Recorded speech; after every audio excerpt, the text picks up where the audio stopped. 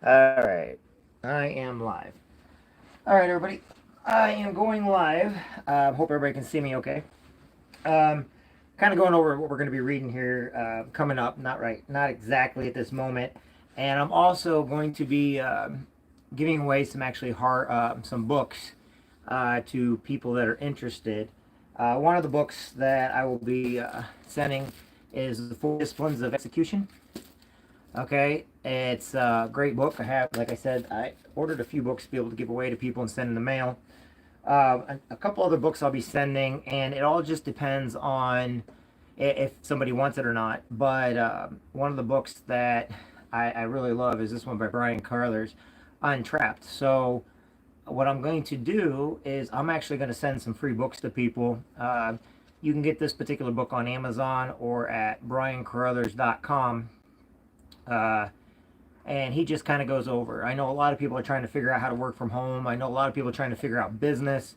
And I actually teach and coach a bunch of that kind of stuff. A lot of stuff, though, I learn comes from people that have taught me, such as Brian Carruthers and Rich Ellerman and pretty much Jeff Bell and people within my business. However, the books we'll be reading, as you know, we read the Go Giver, or sorry, the Dream Giver. The next couple books we'll be reading, I will be reading The Dream Giver for Parents. I know that right now with the kids being home and everything, it's very trying times, to keep your sanity with kids. However, I know a lot of great parents. They're doing a great job. So we'll be reading that one. The other books we're going to be reading, and I hopefully have it done, I'll read one a day so you can tune in whenever you want. But I'm going to be reading the Go Giver series. Um, and then I actually have several of the Go Giver series to give away. You don't have to do anything for me to send them to you other than inbox me and tell me what you thought. Those that have been faithful, staying with us the whole time, I really do want them to have something just because, they need that. They've been asking me where I get my information from and how I've done. However, the biggest thing, my information is not, the biggest part about me is not what I've learned from my mentors, yet their knowledge is priceless, but what I've learned through failure. Okay, and I'm not afraid to admit my failure, and I'm not afraid to admit why I failed. The whole idea is you brush yourself off and you don't repeat the same mistakes. And when you don't repeat the same mistakes, eventually that's going to lead to success. Success is something that you're not born with. Okay. Then the other thing I'm going to start doing is reading some stuff and quotes by Jim Rohn, and then also out of a book my friend got me when I was in the Marine Corps of a couple quotes, and hopefully it'll help some people, uh, cope through these trying times and everything. If you want to watch, great. If you want to listen to it later on, great. If you have questions about it, you're more than welcome to ask. Remember, I can't see any of the screens right now because everything's pointed right at me. But we're going to start reading, like I said, The Dream Giver and stuff. And I don't care where you're at in the world, I'll send it to you. It's not a big deal. Just like I'm sending bread and strawberry pie. Strawberry pies, though, I'm going to have to drive to you. I had a couple people ask me, and I have not figured out how to ship them without them getting ruined because that's not something I'm an expert at. So once I figure that out, maybe then I can send pies to people. Um, we will be putting it on here the live. I had Gracie with me tonight, but we had a setback. I had to fix the garbage disposal, which was a very simple fix. And luckily for us, I could just run up to True Value and get um, the elbow I needed for my sink because of the garbage disposal. But I got it all fixed. That's why we're a little bit behind on making bread. So what I want to do right now is I'm going to give you a couple quotes by Jim Rohn. And I'm going to lead off with this, though. I'm doing this because these are hard times for a lot of people right now. And they've never thought outside the box before. They've been in a comfort zone for so long. Just exactly like the Dream Giver I read. Everybody gets in this area of comfort. And they go off of the naysayers in their life. And, naysayers aren't bad. That's not who they are. But a lot of people, the very first reason why they not stick with what they're doing is because they have a lot of people to tell them that you can't do it, you shouldn't do it, don't do it. And sometimes they're saying that to us because they don't want us failing, they don't want us hurting. Other times they say it because they did it and they failed and refused to get back up, and they don't want to see us succeed. So they say right, oh, you can't do this. It's not possible. And then the others are people that they don't want anybody to do anything that they themselves should do but won't do. And if you're going to do something that they keep telling themselves, oh, I'm going to do this, but you go ahead and do it, they're extremely jealous. And 90% of the people aren't jealous, though, and they're really good people. Before I go into this, I always like to give a little bit of where I came from. And like I said, I started out in the Marine Corps, but before the Marine Corps, I was a lifeguard. I was told I could never be a lifeguard, believe it or not, because, oh, that's the... And I've never liked people telling me what I can and cannot do. And I don't like people telling me can't. I really hate that word. And the reason why is can't actually means won't. So people will not do things because of their own personal reasons. I joined the Marine Corps when everybody said, oh, the Marines are so hard, or, I had every excuse in the world that people told me why I shouldn't join the Marine Corps. But it was my decision. And I'm blessed to have made that decision every day. I loved being in the Marine Corps. I got to do things that normally most people wouldn't be able to get to do. So, I had a lot of naysayers telling me not to do it, or even to this day, oh my God, I can't believe you joined Marines. But then I hear the next person, well, I was going to, or I was going to do that, and they always have an excuse. Well, I was taught excuses are like noses. Everybody has one, and, a lot of times they just smell really bad. Granted, that's not the exact quote, but it's the one I'm going to use. Other things that I did that people said I couldn't do was graduate from college. Oh, you're just, you're so hyper, you can't. Nope, did that too. All right. It took the Marine Corps in order to control me and teach me patience in order to do that. Then I always heard everybody, in the bar scene, I was always the bartender. Everybody said they're going to open a bar. Everybody said that, man, but nobody did it. And the people that owned them never expected to ever own a bar or nightclub.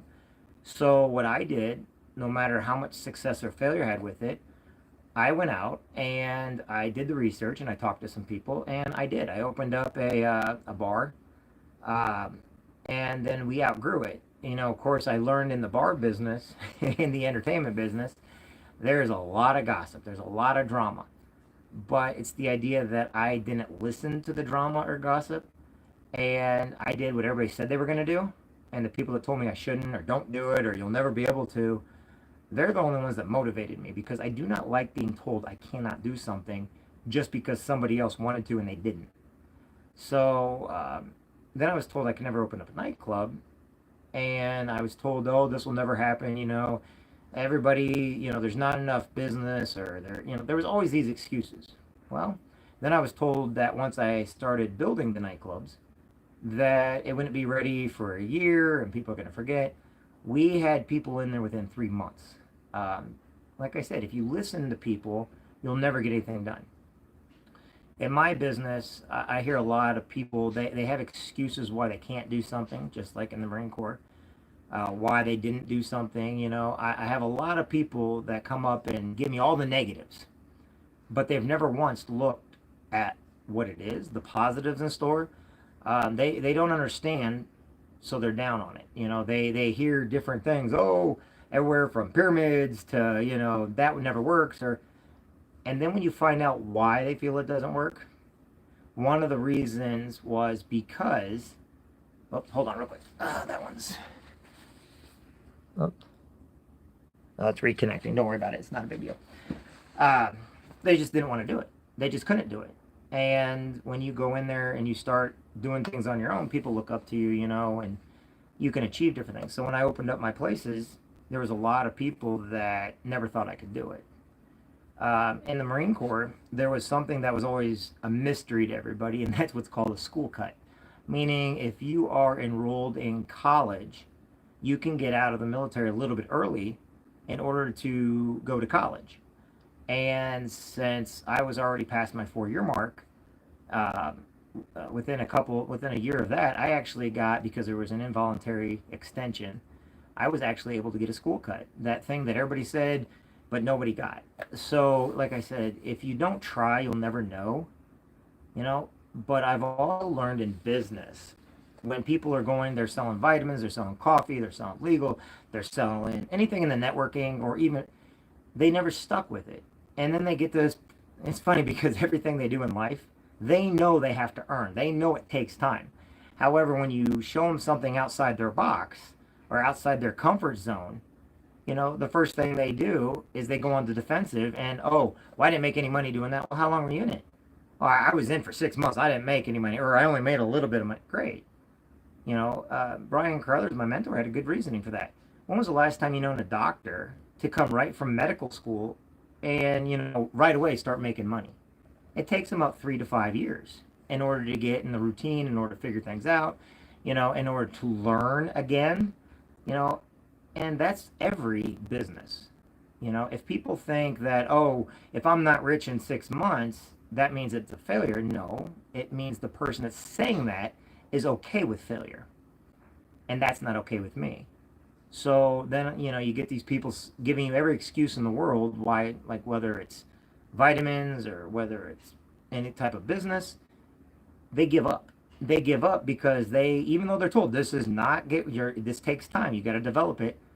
Nope, they have to go right back to cussing and cursing and accusing, and there's no system out there that's perfect. But I'll tell you what, if you want to be successful in any business, you have to give it time. You have to give it patience. You have to understand that success does not come overnight. Okay? I mean, look at people in the Olympics. How hard did they have to train and for how many years just to be in the Olympics? I mean, how many of the ones that were in the Olympics, how long did they train and how long did it take for them to actually beat a record or create a new world record title? They have to be practicing nonstop every day. I mean, to play for the NBA, how many years and starting from high school, whatever else, did people play in order to get to the NBA? It didn't happen overnight. You may be good with your ball skills or dribbling, but in order to to make the money, in order to get on the teams, you have to practice, practice, practice. You have to sacrifice, sacrifice, sacrifice. I do know somebody that was going to be part of the NFL, but he worked himself so hard that he hurt his knees. And he was an outstanding football player, but because he hurt his knees, he couldn't, he basically gave up on himself. Luckily that he had some positive people in his life to pull him back up. So anytime you're doing any type of business, and because it's not working right away, doesn't mean it won't. It just means you're not giving it enough time. Hence the reason why I always give the popcorn analogy. Popcorn needs exactly 3 minutes to pop. And I know you guys have heard me tell this before, but it's true. But if you keep stopping that popcorn to do other things, it's never going to pop. It's never going to pop because you didn't give it the time it needed. You weren't patient enough. I mean, what's popcorn unless it's popped, right? But you got to pop it. Otherwise, it's nothing but a bunch of kernels. And you're not going to eat that. Just like, people tell you don't do network marketing and stuff, otherwise you're going to eat it. Well, you're right. You will eat it if you don't give it time. So my encouragement to people is don't listen to the naysayers out there. Don't listen to the people that, oh, I know all the facts. Great.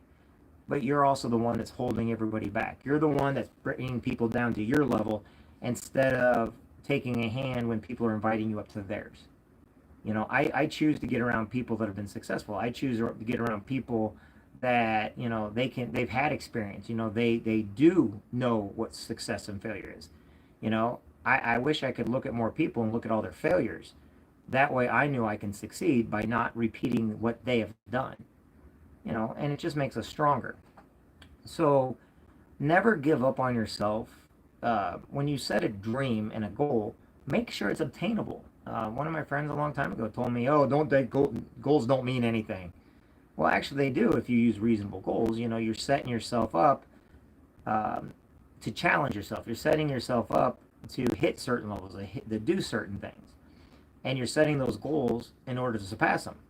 And they just got to be out of hand's reach. But if they're so big, you're right. A dream is just a dream if you don't have the knowledge, logic, and experience.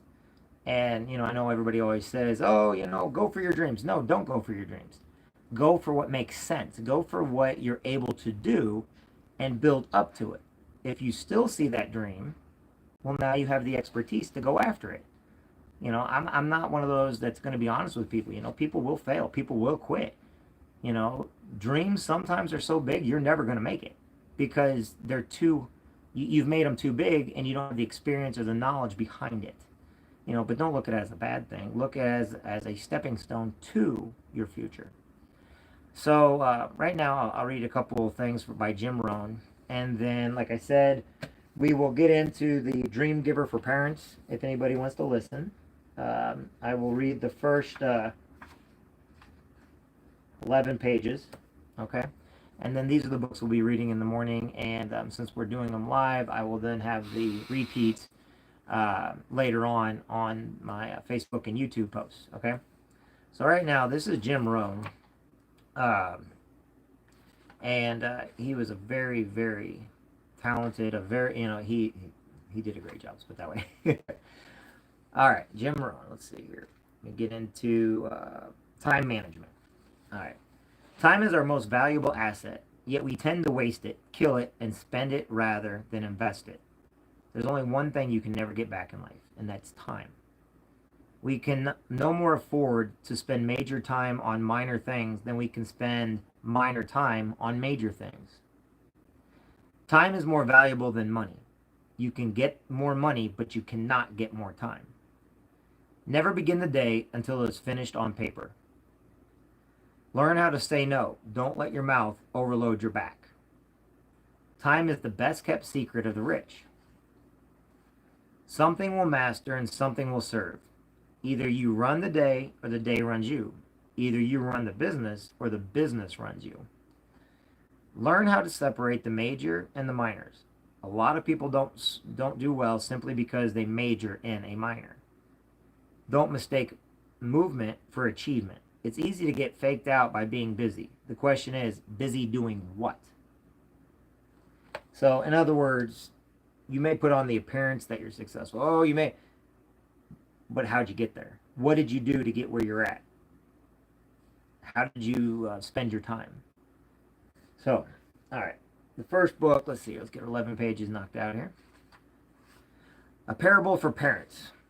God created you for a higher purpose. This is the most important journey of your life. Pursuing your God-given purpose by Bruce Wilkinson. And this one's called The Dream Giver for Parents, okay? And we will read, I'll try to read 11 pages. If not, I'll stop at the end of the chapter. In the land of familiar, not far from here, lived mom and dad and their only son. Ordinary had become notorious and familiar for daring to leave in search of what he called his big dream. We always knew there was something wrong with him, people would say when Ordinary's parents were out of earshot. But to their faces they said, it must be interesting to have such a special child. Mom was having a hard time because of her son. On the day she first held little Ordinary in her arms, she said, Ordie, my sweetie, Mommy promises to always keep you safe. Now she didn't even know where he was. The last time she had seen him, he was rowing in a small boat across the wide waters bordering the extreme ends of Familiar. Since then, she hadn't heard from him. He had said that he was on his way to some unknown land of promise. However, Mom had no peace of mind. What if this road led straight to the wasteland? That desolate region about which one heard only the most horrible tales. To him, it might be a dream. She would complain to Dad. But to me, it is an endless nightmare, and it's all your fault. Dreaming runs on your side of the family. She wasn't extremely mistaken. In his youth, Dad had a dream, too, but he had buried it so deep that he could hardly remember what it was. He didn't have the courage to leave Familiar and embarked on the dangerous quest for his dream. The moment Ordinary mentioned his dream thing, you became excited. Mom had upbraided Dad when Ordinary announced he was leaving. You could have talked him out of it, but no, you had to start dreaming along with him. At your age, it's just ridiculous. If a parent can't dream along with his child, Dad answered, how will that child ever come to believe in his dreams? I wish my dad had been enthusiastic about my dreams. Mom had snorted and set out after Ordinary to stop him. However, when she returned alone with the news that Ordinary was determined to pursue his dream, she had changed her tune. This dream thing still is a bit of mystery to me, she said. But I do not know that my son had to get into that little boat and cross the wide waters. He just has to pursue his dream. Since then, Mom had only been torn of conflict emotions. She believed her ordinary had done the right thing, but she was haunted by the fact that her son was out there in the unknown. When others in familiar implied that ordinary had lost his mind, she jumped his defense. But in quiet moments, she regretted that ordinary had ever become involved in dreams. I would have refused to let him go, said her best friend, Mollycoddle Mom. Mollycoddle Mom. If my child has entertained any such notion, I would have stopped her, even if I had to scream or cry or fake a heart attack. No daughter of mine is leaving familiar. It's pure madness. Mom tried to change the subject. And how is little Molly? Is she still polishing teaspoons for familiar kitchenware? Or is it forks? But as soon as Mollycoddle Mom left, she threw herself on the bed, crying over ordinary. That's where Dad found Mom when he arrived home from his usual job. He sat down beside her on the bed and put his arms around her. I don't get this dream thing, Mom sobbed. Explain it to me. After all, you were afflicted by dreams when you were young, weren't you? Dad was quiet for a moment. Then he replied, I think you also have a dream. Me? Whatever gave you that idea? I am an ordinary, respectable citizen of Familiar. You won't catch me getting into little boats, rowing off while my poor mother stands crying on the shore. But Dad wouldn't be put off that easy. Just think, he said. What made you set out after ordinary to try and stop him? I wanted to be a good mom, Mom murmured. I'm concerned about my child's safety. Exactly, Dad said. That's a dream, too, you know. We are living our dreams when we become what we were born to be. When we're able to say, I am happy when I'm like this. Tell me, have you ever found a long white feather? Mom sat bolt upright. Why? Well, when I discovered my dream as a young man, I found such a white feather. But as time passed and I didn't do anything about it, my feather turned to dust. Ordinary also found a feather along with his dream, but he used his for keeping his dream journal, because he had discovered that he had no choice but to pursue his dream. The white feather is a sign that you did not invent your dream yourself, that it comes from the dream giver. I did find a white feather. On the day Ordinary was born, Mom mused. I've never understood what it meant. You know, I've never paid much attention to this dream giver talk. Yet I kept the feather. It should be somewhere in one of the Ordinary's albums. She jumped up to go look for it, and there it was, slightly discolored and tattered, still lying between the pages of the album. She took it out and gently stroked the photos of little Ordinary. I used to tickle him with this when he was little, she remembered. Then his dreaming streak is your fault, Dad said, laughing. I should have guessed. But this doesn't make sense. My dream definitely is to be a good mother and keep Ordinary safe. But his dream is to set out and expose himself to who knows what kinds of dangers. Our dreams are mutually exclusive. Perhaps you don't really understand your dream, Dad said. It is about being a good mother to Ordinary. That's clear. And when he was young, this meant cuddling him and looking out for his safety. But as he grew up, your dream should have grown with him. Are you saying that my dream of keeping him safe was not big enough for him? Asked Mom. No, not big enough for you, answered Dad excitedly. Yes, I see it now. When you allow Ordinary to row away from you in pursuit of his dream, you are actually fulfilling your dream too. You are still being a good mother. It's just that your dream had grown bigger. It's a much bigger dream to let your child go than to cling to them. That's a dream big enough for a woman like you. But if that's true, why am I suffering so much? Mom wondered. Because nothing worthwhile comes easy. A dream that comes true too easily doesn't really bring any meaning in a person's life. Dreaming of keeping your child dependent is not worth much. But dreaming of sending them out into the world to pursue their dreams, that's a big dream in itself. Now you don't start preaching at me, laughed Mom. I've decided to use this white feather for writing about my dream and Ordinary, and how hard it is not knowing where he is. Suddenly, the feather in her hands was transformed. It became pure white and brand new, as if she had just received it. Looking back, Mom wrote with a white feather in her new dream journal. I realized that Ordinary has always been on his way to big things. I remember him building a whole city in the mud in our garden when he was very small. Look, Mom, he said, it's a place where everyone can live well. A much better place than the land of familiar, and I joined him in all this. It never occurred to me that I was sharing his dream. Perhaps that's a good thing. She was remembering how Mollycoddle, Mom, used to remark disapprovingly, no child of mine will ever play in the mud like that. When there was a knock at the door, it was Mollycoddle, Mom. Her face was red with crying. I just don't know what to do anymore, she sobbed as she collapsed onto Dad's recliner. Little Molly won't eat. She doesn't want to go anywhere or do anything. She says she hates her life. She just wants to curl up and die.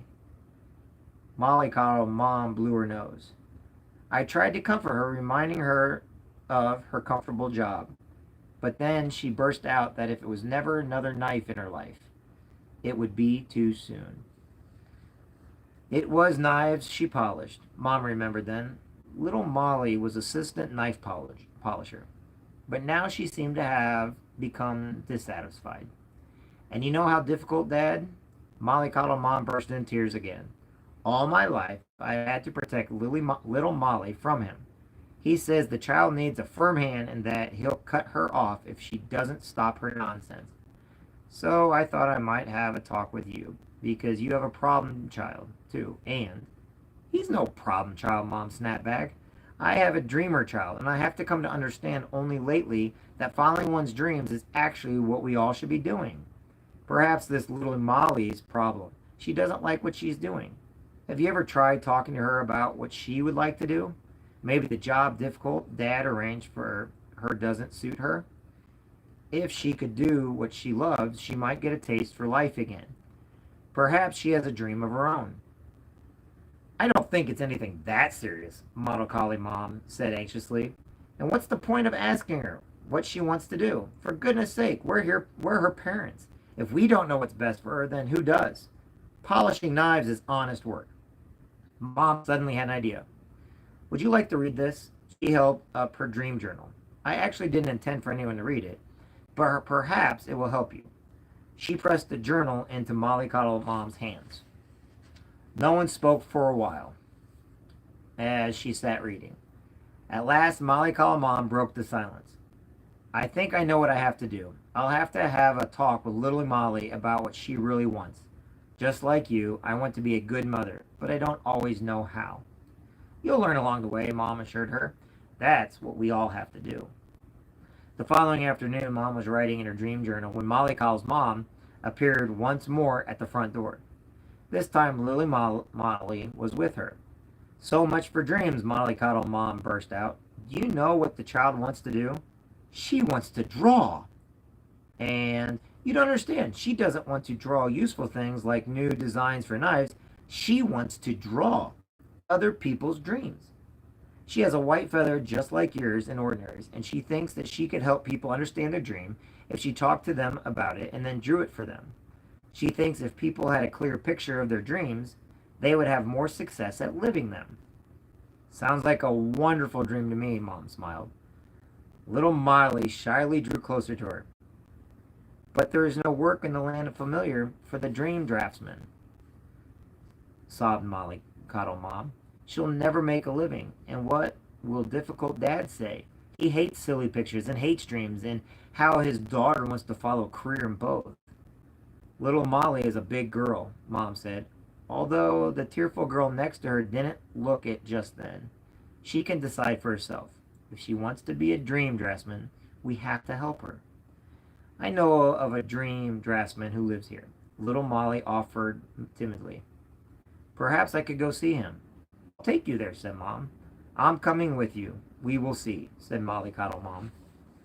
The dream draftsman lived on a small street in the poor part of Familiar. His little house was filled with pictures. How did you think up all this? Asked Mollycoddle Mom, stunned. I don't think up anything, explained the dream draftsman. Dreams are created by the dream giver. who puts them into the right people's hearts. He gave me the gift of helping people see what dreams he has for them. They understand their dreams better if they have a picture of what they look like. He looked at Mom. You're Ordinary's mom, aren't you? He rummaged around and took out a few pictures. Ordinary asked me to draw his dream before he went away. He left this on here because he hoped you or his father would one day like to see it. The first picture was of little Ordie, just as she remembered him. In the mud, his dream sitting in front of him, Mom was speechless. I drew two more after Ordinary left. I don't understand why the dream giver had me draw these too, but perhaps it was because you will need them. The second picture shocked Mom. It showed Ordinary walking around a rundown city surrounded by thin, hungry-looking children. Yuck, said Mollycoddle Mom. Doesn't look like much of a dream picture to me. But see how happy he looks, exclaimed little Molly, as if she's exactly where he needs to be. This is the most beautiful picture I've ever seen. Mom took another look. It was true. She had never seen Ordinary looking so happy. Then she saw the third picture. Ordinary was standing on the wall of a beautiful city. Around him, smiling children were playing. This is possible, exclaimed the dream draftsman, if Ordinary follows his dream. I wish I could draw like that, said little Molly. The dream draftsman gave her a long look. Then he said, You will. He turned to Mollycoddle Mom, and you will too. Mollycoddle Mom blushed flaming red. I didn't dream a bit a long time ago, but... Mother accused little Molly with a laugh. You never said a thing.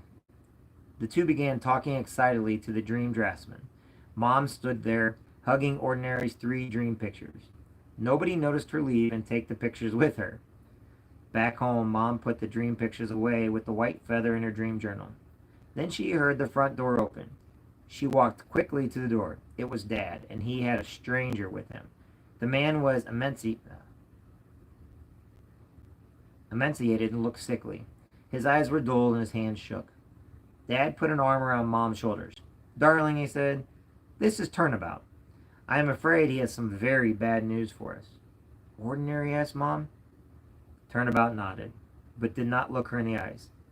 He can't be dead. I know he isn't dead, cried Mom. I know we have known. I would have known.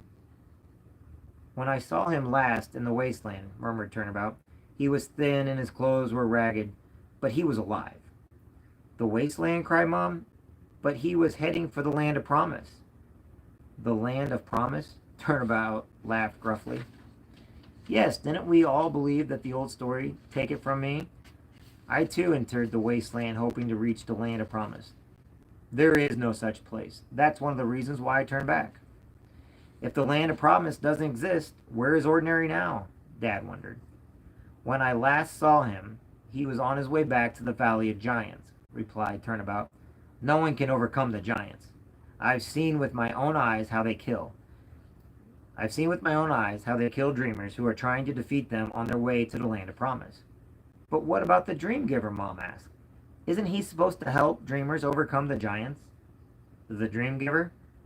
Turnabout's voice dropped.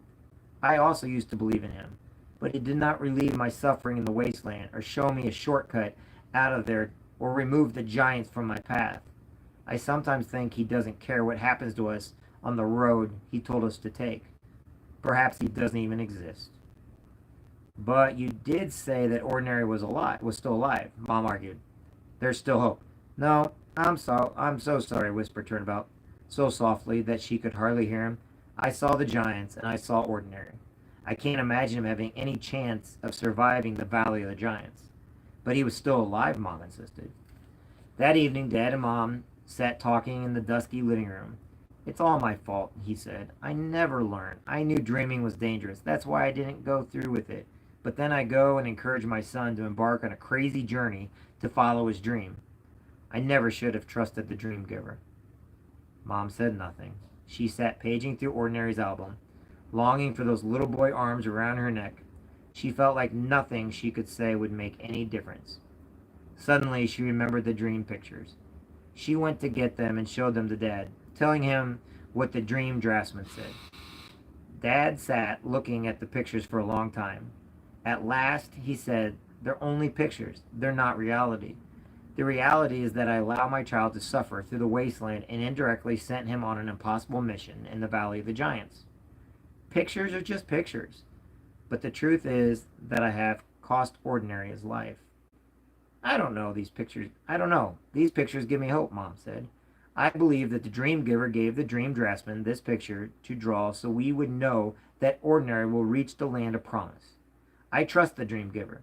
Before he was nothing more than a name to me. But I have learned something through all of this. I've learned that he really is with us, and I believe he is with ordinary too.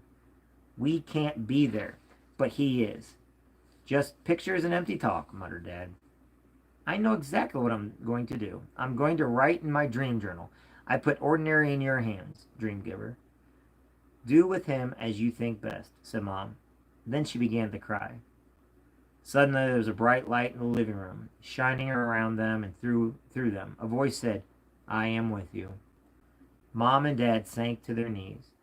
Dad stammered, "Oh, dream giver, I'm so sorry that I, under, I understand," said the dream giver. "It has been very hard for you letting go of ordinary. But before he was yours, he was mine. And he remains in my hands, not yours. Is he safe?" Mom's heart stood still. "That is not for you to know right now. Ordinary's life story is between him and me. I want to talk to you about your lives. But if you don't trust me, it will be of no use." "We're trying, but it's difficult," exclaimed Dad. "I know, but be patient. Be still and wait." They sat quietly and waited and waited and waited. The light began to fade, but they kept on waiting. Eventually the room was pitch black, and still they waited. "There's nothing else for us to do," they thought. "We'll just have to be patient." It became a very long wait. Mom and Dad received no news from ordinary, and there wasn't a single word from the dream giver either. All they had to hold on to was the memory of his words, "Be still and wait." That and the 3 dream pictures. One day, Molly Coddle Mom popped in. "You're not going to believe this," she said, breathless with excitement. "Little Molly is drawing like a dream, and she is so happy." She hesitated for a moment and then took a picture from a large file she was carrying. "And I don't draw too badly either." Mom looked at the drawing. The lines still were a bit shaky, but it really wasn't too bad. What surprised her most was the subject of the picture. Molly Coddle Mom had drawn difficult Dad with arms outstretched. One hand was beckoning as if inviting intimacy, while the other was pushing away. "I realize what difficult Dad is really like," explained Molly Coddle Mom.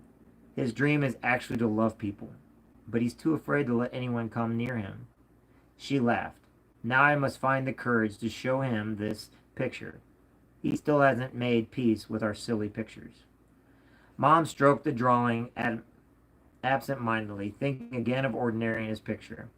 "I wish I knew what happens to dreams," she said. But Molly Coddle Mom wasn't listening. "And this is little Molly's. It's far better than mine." Little Molly's dream picture showed ordinary standing on a rock. In front of him was darkness, but he was looking back, his face to the light. A little ways behind him, little Molly herself was standing, her eyes on ordinary's face. "You realize what this means, of course," Molly Coddle Mom was saying. "She wants to follow him as soon as she can, as soon as she has learned to draw well. She says she just knows that ordinary now finds himself. They need a dream draftsman." "But we don't know where he is," Mom began to cry. "We don't even know if he's still alive." "I told Dad that I trust the dream giver, but sometimes I'm not so sure." "Let me tell you something," Molly Coddle Mom answered as she hugged Mom.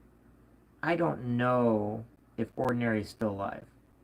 But one thing I do know is that almost everything I know about being a good mother, I learned from you.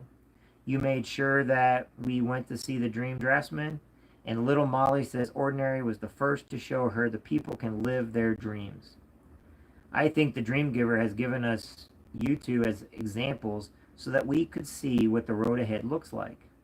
If I had to draw a dream picture of you, it would show you comforting me someday because I didn't know where the little Molly was right then." At first, Mom said nothing. Then she dried her tears and said, "You know what? I think you've just given me a back to my dreams. Maybe the dream giver wants to show me that I can give other people the same love and care I gave Ordinary. So many people out there are hurt or broken and are in need of a little safety and security, and that's something I can do very well. Make people feel safe."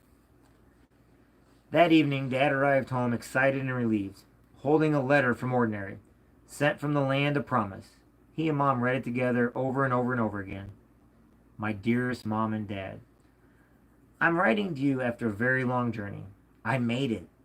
I'm living in the land of promise now, watching my big dream come true all around me.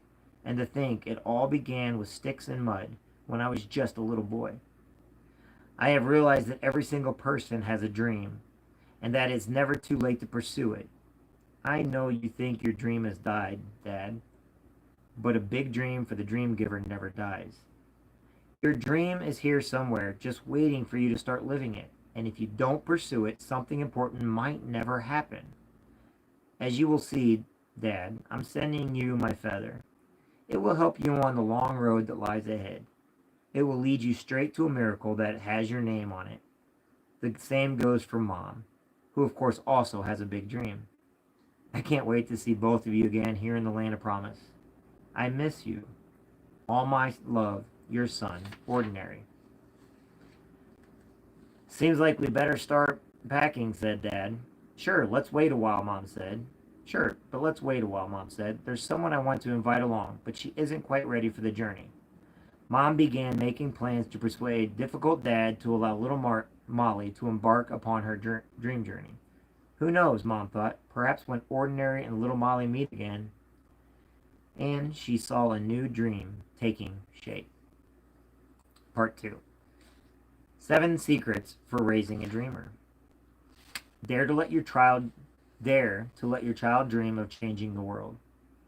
Raise them with dreams that will bring meaning into their lives. Explore all the life areas that are good or excite them.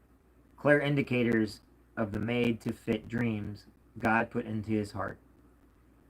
Affirm your own belief in the child's dreams by exposing them to all the available information and experiences that will help them define their dreams. Make use of every opportunity to help them learn from role models, positive and negative. Encourage your children to rely on the dream giver as the only guide who will show them how to shape their dreams to fit in with God's big dream for the world. Remind them that following your dreams demands perseverance, tenacity, and creative problem solving.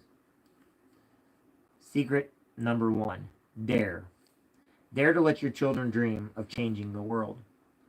Teach your children that things can change. The same child whose thoughts you influence in this way eventually will change the world. Of all the wonderful things my parents taught me, one stands out above all else. They believed everyone could make a difference in the world. They taught me I could choose to live in such a way that after my death, people could say the world was a better place because I had been there. It is unthinkable that one could be born, marry, have children, and die without having done something, however small, to change the world for the better. She has reached her 30s, but she is still struggling for direction. Life plainly is getting her down. There are dark rings under her eyes. She looks tired. Once you get her talking, her bitterness becomes evident. My father always told me I was nothing and would never amount to anything. And now I believe it too. Consider this case. A young learner experienced one setback after another. He used to be an excellent athlete, but injuries from a car accident left him out of action for 6 months. Then, just when he was able to start practice again, he broke his leg. The doctor said he could consider sports only after another 6 months. But by then, he would have finished school.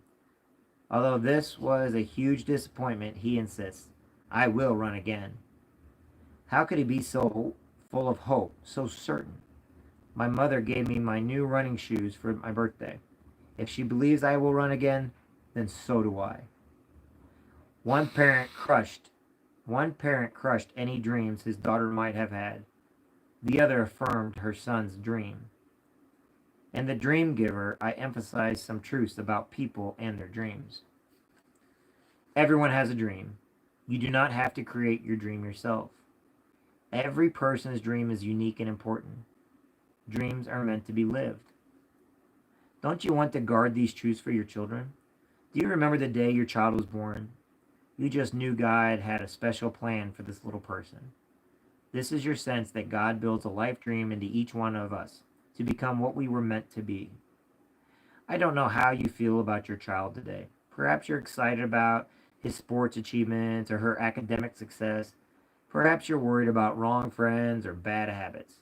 Maybe you feel that you don't know your child anymore. The years might have dimmed your memories of what that first moment you held your child. Well, I challenge you today to remind yourself, this child has a dream. It is up to me or my child to create a dream for him or her, for our dreams come from God. But my child must discover his or her dream. The dream that the dream giver has placed in my child's heart is as unique as his or her fingerprints. My child was born to live this dream. Now ask yourself this: what part do I play in my children's dreams? Am I the kind of parent who crushes dreams, or do I dream along with them about the place God has prepared for them in his big dream for the world? Joseph.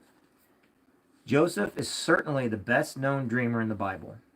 He discovered his dream when he was still very young, but it was only after many setbacks that it was finally realized, and only when his dream had become reality.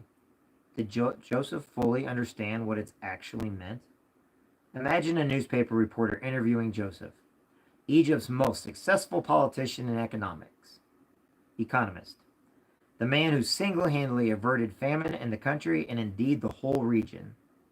This reporter probably would have asked, "What would you say is the secret of your success?"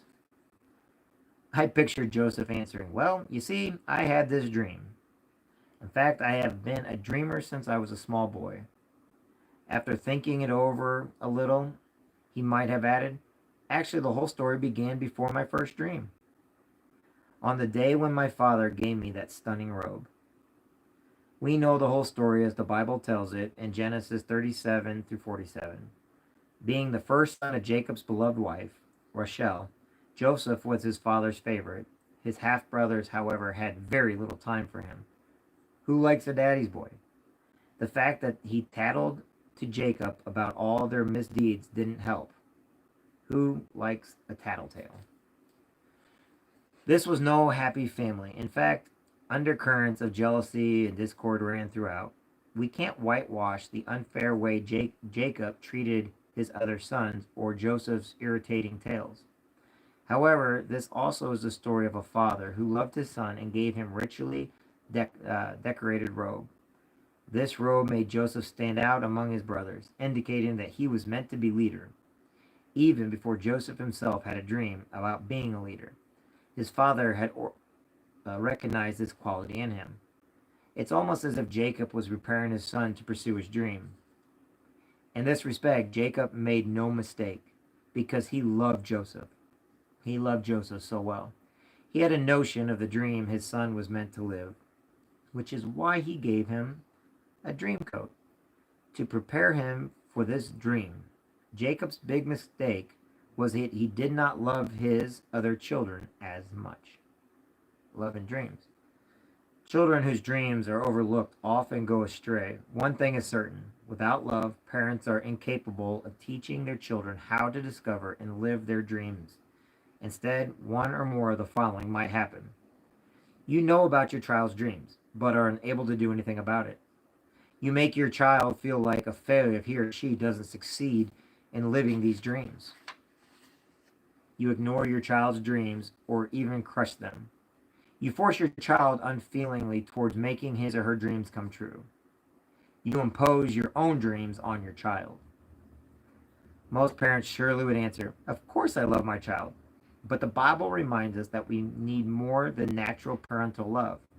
Love should be complemented by knowledge and the depth of insight so that we may be able to discern what is best. Philippines I 9 through 10. Sometimes the lyrics of an old song also apply to parents.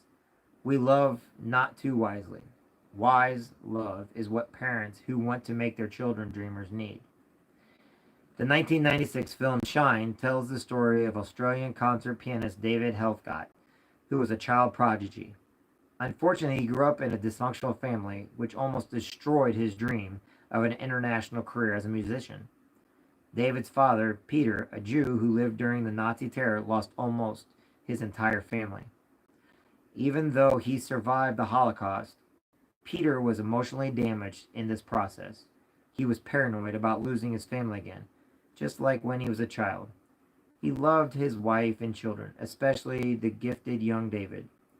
With a sincere but distorted love, he tried binding his family to him by ruling them with an iron fist. Their yard was even enclosed by barbed wire and a gate which only he had the key. David's sensitive young life was further complicated by his father's obsession with his talented son winning every competition, no matter what the emotional cost, with absolutely refusing to let David compete internationally. Peter was so determined to stay in control of David's dreams that he steadily denied David wonderful opportunities by forbidding him to accept scholarships studying in America and London. In spite of his love for his son, Peter Helfgott did not have the insight to realize that he was stifling his son's dream. When David rebelled at the age of 19 and decided to go overseas, his father cut him off completely.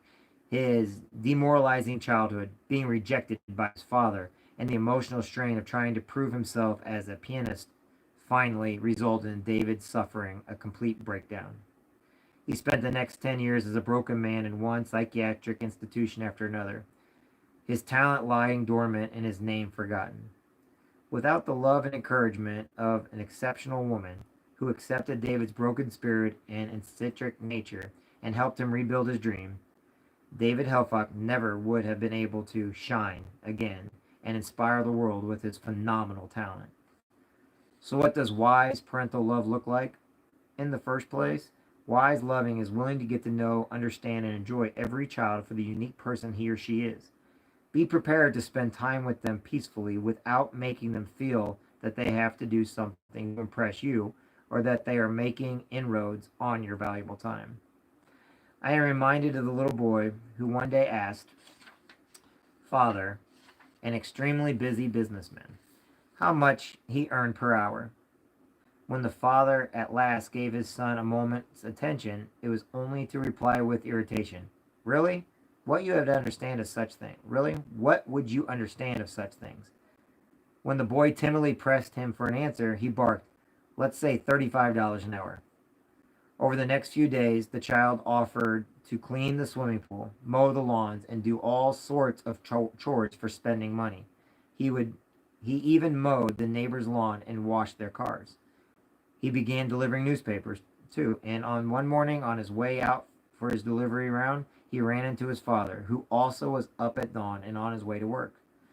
The boy grabbed the opportunity to ask his father to wait a minute. He wanted to fetch something important from his room to show him. Impatiently, the father answered, Just make it quick, I'm in a hurry. The child came running back to the already moving car. Here's the $35 I've earned so far, Dad. Please may I buy an hour of your time this evening? Wise love will convey this message to a child. You are so important to me that I just want to spend time with you, to be with you in pleasure. That's why I have time for you. Darlene Marie remembers how we came to understand this with our own children. I had been asking the Lord for creative ways to really express love to our son and daughter, who were 4 and 5 years old. One morning they came running into the kitchen. David was bubbling over with excitement about something he and his sister Jennifer had been doing. As he talked, I continued preparing their breakfast, nodding my head and adding the occasional, How exciting! After several minutes, David abruptly stopped talking and accused me. Mommy, you aren't listening to me. Turning around and facing them, I replied in a defensive tone, Of course I am. I have heard every word. He let out a deep sigh before pointing out sadly, but your face is not listening.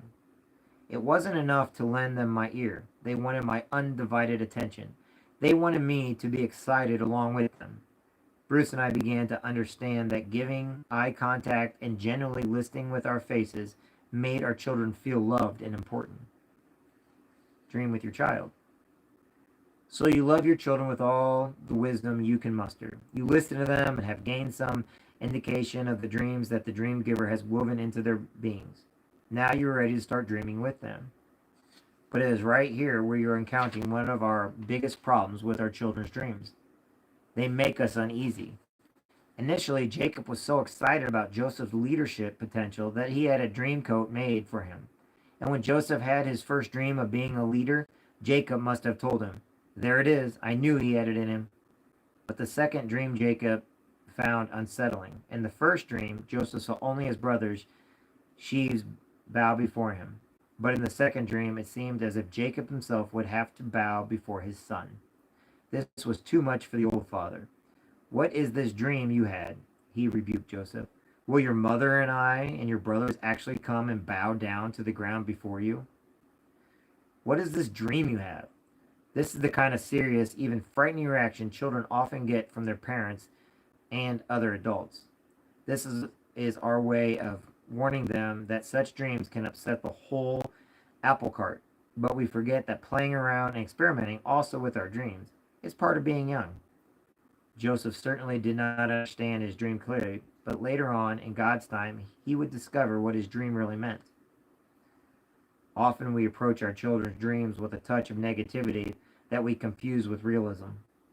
Perhaps we have seen some of our own dreams reduced to ashes. Perhaps we want to spare our children the pain of seeing their dreams shattered, or help our families avoid the stress of misconceiving dreams. The problem with such reality checks is this: we risk crushing our children's dreams even before they have had a chance to start dreaming. The well known story of Monty Roberts, the famous American horse breeder, illustrates how adults, mostly with the best intentions, are in danger of crushing a child's dream by being realistic. As a young boy, Monty wrote an enthusiastic school essay about his big dream of owning a stud farm, describing in minutes details what his farmhouse, the stables, and even the training circuit would look like. Monty got an F. He didn't come from a rich family, did he? His teacher said. Where was he going to find the huge sums of money for this ambitious project? Nope, Monty should write about a realistic goal. Then the teacher would reconsider his grade. Fortunately, Monty was not about to let anyone crush his dream. He replied, "Sir, you keep your F and I'll keep my dream." Today, Monty Robert lives on exactly the kind of thriving stud farm he dreamed of as a child. When your children build an early dream world of modeling clay or mud, the best thing you can do is to become a child again and join them. Then a stone can become a car and a couple of sticks at a bridge. As they grow older, it is crucial to continue entering the dream world by sharing their fantasies. While playing and dreaming together, you are sure to discover how they fit into the dream giver's big dream. Along the way, children will discover there indeed are some dreams they must abandon as unrealistic. But you might just as well discover that your idea of what the realistic must change to meet God's idea of what is possible.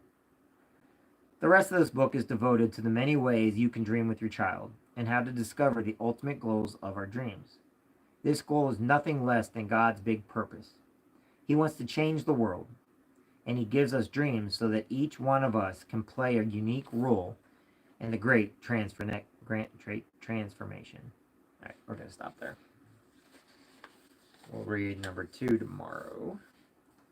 Just wanted to get that going.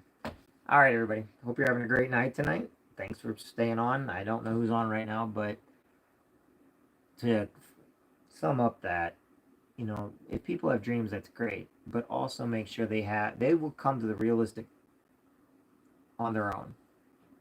But we have to support our kids. We cannot protect them from everything as much as we want. We have to sometimes let them discover for themselves. And a lot of times we just have fear as parents that, we're going to mess up, where our kids are going to fail. You know, we don't want our children to fail. We don't want our children to feel useless or unhappy. And in a way, that's how we guard people. That's how we guard each other when we're doing stuff. You know, that's the reason why I always say talk to your kids every day. You know, have some quality time. Be there for your kids. And right now, with this coronavirus and everything going on, you know, they don't understand. I promise you, they do not understand. But if you sit down and talk with them and let them know, you know, yes, this is a bad situation, but it will get better. If you let them know that you may not understand what viruses are now, and you may not understand why the world's on panic, you know, if you can just sum up that everything will be okay, that's doing more than what you can imagine. In life, we have to protect our kids. I had one family member that this was reminding me of. This is the first time I'm reading this particular book, by the way. I did have somebody in my family that didn't believe in me. That the whole time growing up, I was a burden. Made sure everybody in the world knew I was a burden. You know, always negative on me. And it had to be somebody that I actually had to hang around because I was young and I didn't have any other options. This is the person that basically told me I was going to grow up to be nothing. One of the biggest reasons why I thought, because I went to the public school system. The other is I'm a disappointment on the family because I personally am a dreamer. I am a person that thinks outside the box. I'm always striving, and we don't know if it'll work until we do it ourselves, and I never let that person keep me down. However, I also had an uncle that at one time basically told my other family member, you know what's funny? Is as hard as you are on him, he's going to show us all, and he's going to prove us all wrong one day. He's going to go farther than any of us because he's not listening to the negative. He may have to be around the negative, but he doesn't have to listen to it. And if it wasn't for the help of some people in my family and some great friends, you know, I probably wouldn't be a dreamer today. I probably wouldn't have, you know, thought outside the box or take chances or take risks. I would have played it safe. But I'm not happy playing it safe. I'm not happy with the same old, same old. I thought when I was in the Marine Corps, the world was passing me by. I thought, man, I'm missing everything. I don't want to, you know, I want to see the new, the changes. Well, come to find out, I was moving faster, you know, in the Marine Corps than my hometown was moving. And sometimes that's how we look at our kids. We want the best for people. And not just our kids, people that are trying to, you know, create success. People that are trying, you know, we're not encouraging them. You know, we're putting them down. We're scared for them or we're jealous of them. When in fact we need to be building them up. We need to not maybe not understand what they're doing, but support them in what they're doing. Either your parents are always going to be the hardest people on us. You know, family's always going to be the hardest on us. Why? Because they want what's best. You know, some of our best friends are going to be hard on us too because they can't see a way that they're included with our success. Or they don't see, you know, they're so afraid of maybe losing us to what's going on. But we need to start encouraging more people. You know how many small businesses there could have been that people just never tried? You know what? They could have made it, but because people kept them back, they never even tried. You know, I always give it an example that the richest place, the most powerful, richest place in the world is the cemetery. The reason why is because there are so many dreams that did not happen, so many goals that never got accomplished, so many fortunes that could never be realized, so many medical miracles that we could have today.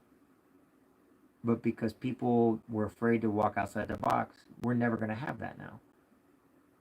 Because they died not happy. They died never chasing or going after or attempting to do something outside their box. And we'll never know anything about those people anymore. We'll never know that somebody could have found a cure for something. We'll never know, you know, the fortunes that could have been made. The lives that somebody could have saved. So even at times where it's hard, sometimes we need to suck it up and You know, even though we don't understand it, support those around us. Like I always say, go where you're celebrated, not tolerated. And sometimes you have to break away from family and friends in order to go around people that are going to celebrate you. Sometimes you're going to have to go and get around people that have done more than you or have had more experiences than you because they've learned to pull people up with them. So, like I said, you know, sometimes people have PTSD. We need to approach them. We need to, you know, see what we can do for others. And kindness is always going to rule the day. All right, everybody. I'm Jeffrey Jansen. I will talk with everybody soon. I hope you all are having a great evening. Like I said, we'll start reading the other books later on. And like I said, hope I don't bore you too much. So, you guys have a great evening, and I will talk with you soon. Have a good one, everybody.